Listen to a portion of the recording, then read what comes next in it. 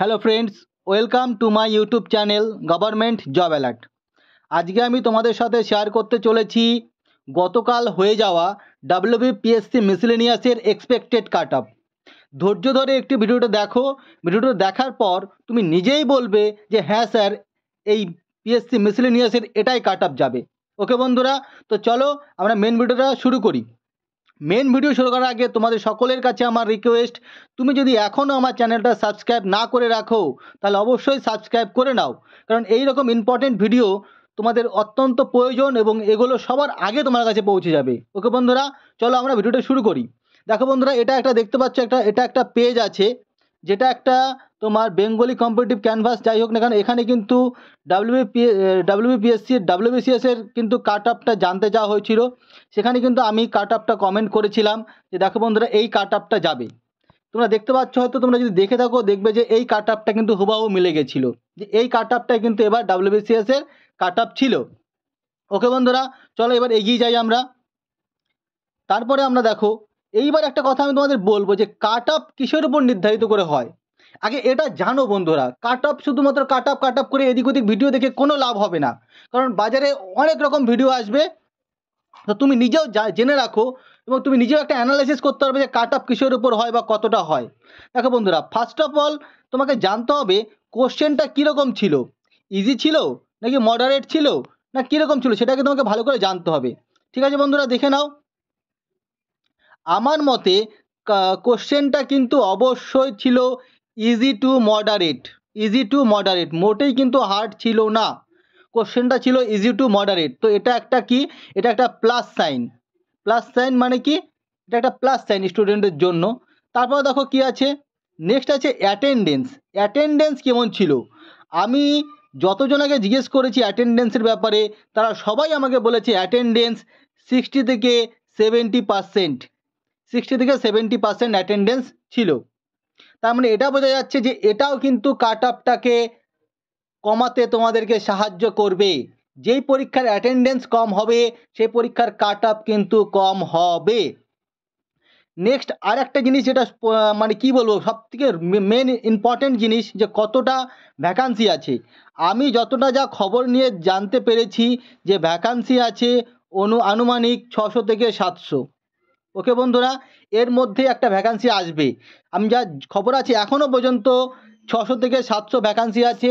যদি এটা লাস্ট অবধি আপডেট হতে থাকে, অর্থাৎ প্রিলিমিনারি রেজাল্ট বেরোনোর আগে অবধি আপডেট হয়ে থাকে, তাহলে অবশ্যই ভ্যাকান্সিটা কিন্তু 700 প্লাস হয়ে যাবে। ঠিক আছে, আবার একটা জিনিস ফলো করো, কাট অফে কিন্তু অবশ্যই একটু বেশি যাওয়ার পিছনে কারণ হবে নেগেটিভ, অর্থাৎ নেগেটিভ কিন্তু কম ছিল।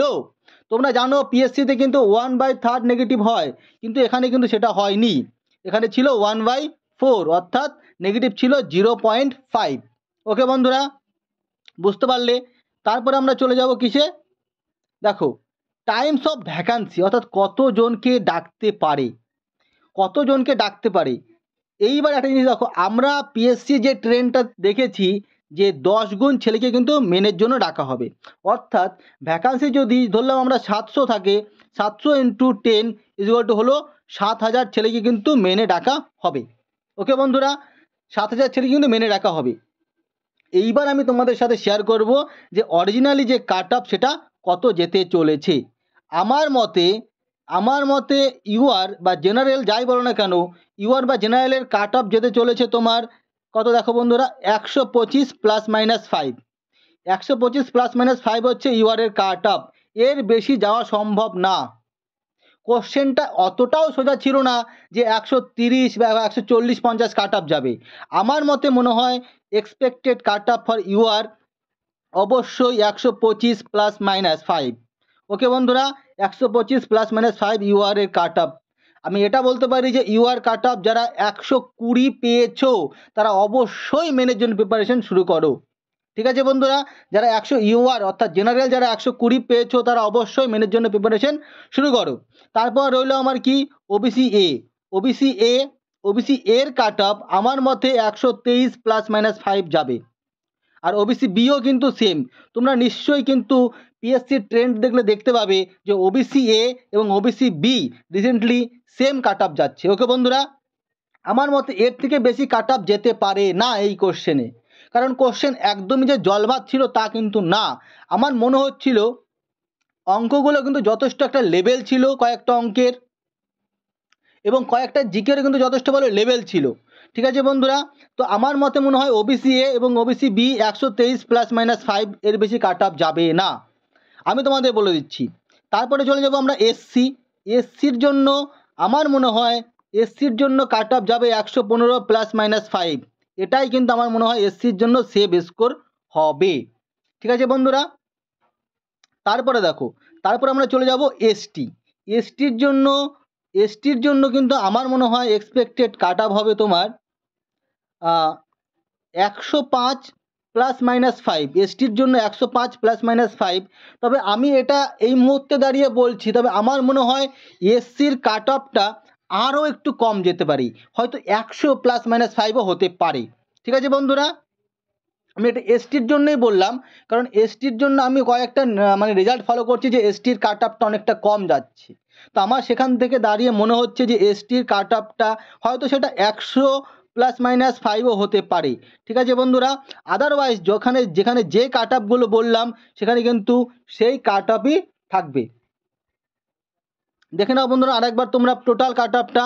ইউআর এর কাট অফ হচ্ছে তোমার 125 +-5, OBC A 123 +-5, OBC B 123 +-5, SC 115 +-5 এবং এসটি 105 বা 100 +-5।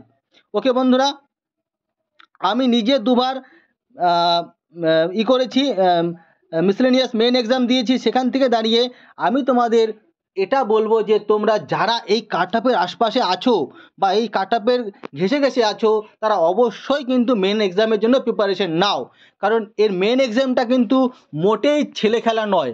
এর মেন এক্সামটা যথেষ্ট একটা স্ট্যান্ডার্ডিটি মেনটেন করে হয়, কারণ মিসলেনিয়াসের মতো পদগুলো সমস্ত হচ্ছে বিসিএসের ভাই, কারণ এখান থেকে তোমরা সরাসরি প্রমোশন পেয়ে বিসিএস অর্থাৎ ডাব্লিউবিসিএস এক্সিকিউটিভ হয়ে যেতে পারবে।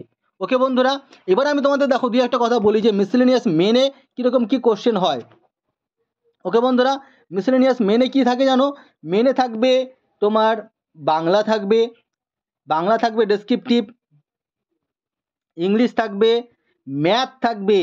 ম্যাথগুলো কিন্তু তোমাকে কষে কষে করে দিতে হবে, যেরকম আমরা ক্লাস 10-এ করেছিলাম যে ধরি এক্স, সেরকমভাবে ধরে কিন্তু তোমাকে ম্যাথগুলো করতে হয়। আবার তোমার ওয়ান লাইনার তোমার জিকেও থাকবে। ওকে বন্ধুরা, ওয়ান লাইনার তোমার জিকেও থাকবে, যেগুলো ডাইরেক্ট অ্যান্সার, একটা কোশ্চেনের জন্য 2 নাম্বার করে। ঠিক আছে বন্ধুরা, এইটাই আমি তোমাদের বলতে চাইলাম যে মেন যেটা দেখে নাও যে এটাই কিন্তু এক্সপেক্টেড কাট অফ হবে। এক্সপেক্টেড এই কাট অফটাই হবে, তোমরা মিলিয়ে নিও যখন রেজাল্টটা বেরোবে, এর বেশি কিন্তু কাট অফ যাবে না, যেতে পারে না এই কোশ্চেন পেপারে। আর এখন কিন্তু তোমরা নিশ্চয়ই ফলো করেছো যে এখন কিন্তু যথেষ্ট মানে কি বলবো সিকিউরিটির সাথে পরীক্ষা নেওয়া হচ্ছে। আগে কিন্তু অতটাও সিকিউরিটির সাথে হতো না, এখন কিন্তু যথেষ্ট ভালোভাবে পরীক্ষা নেওয়া হয়েছে। এবং তোমরা অযথা সময় নষ্ট না করে কিন্তু তোমরা মেনের জন্য আস্তে আস্তে করে লেখা শুরু করে দাও, যারা এই না কাট অফের আশপাশে আছো। কী হবে কাট অফ যদি ধরো এর থেকে আমি ধরলাম বেশি হয়ে গেল কাট অফ, কী হবে তাতে? তোমার সামনে পিএসসি ক্লার্কশিপ আছে, ক্লার্কশিপে মেনে কাজে লাগবে মেন লেখাটা কিন্তু একদিনের বিষয় না বা 1 মাসের বিষয় না যে আমি 1 মাস লিখবো হয়ে যাবে, মোটেই কিন্তু সেরকম না আমার ভাই ও বোনেরা। মেন লেখার জন্য একটু সময় ধরে লিখতে হয়, খাতা চেক করাতে হয়, তো এরকমভাবে কিন্তু তোমরা এগিয়ে যাও। আমার যে ধারণা এইটাই কাট অফ যাবে। আমি ডাব্লিউবিসিএসে যে কাট অফটা প্রেডিক্ট করেছিলাম দেখো বন্ধুরা, এটা তোমরা হয়তো এখনও খুঁজলে পেয়ে যাবে, কিন্তু সেই কাট অফটাই কিন্তু গেছিলো এবারও। তো আমার মনে হয় আমি এবারও যে কাট অফটা করলাম সেই কাট অফটাই কিন্তু যাবে। ঠিক আছে বন্ধুরা, আশা করি তোমরা ভালো আছো এবং জোর কদমে মেনের জন্য প্রিপারেশন চালিয়ে যাচ্ছ। যদি ভিডিওটা ভালো লেগে থাকে তাহলে অবশ্যই একটা লাইক, কমেন্ট এবং একটা শেয়ার করে দিও। ঠিক আছে বন্ধুরা, দেখা হচ্ছে পরের ভিডিওতে, আর চ্যানেলটা সাবস্ক্রাইব করে রাখো এইরকম গুরুত্বপূর্ণ আপডেট পাওয়ার জন্য। চলো বন্ধুরা, লাস্ট টাইম একবার দেখে নাও যে কত কি কাট অফ যেতে পারে। দেখা হচ্ছে পরের ভিডিওতে।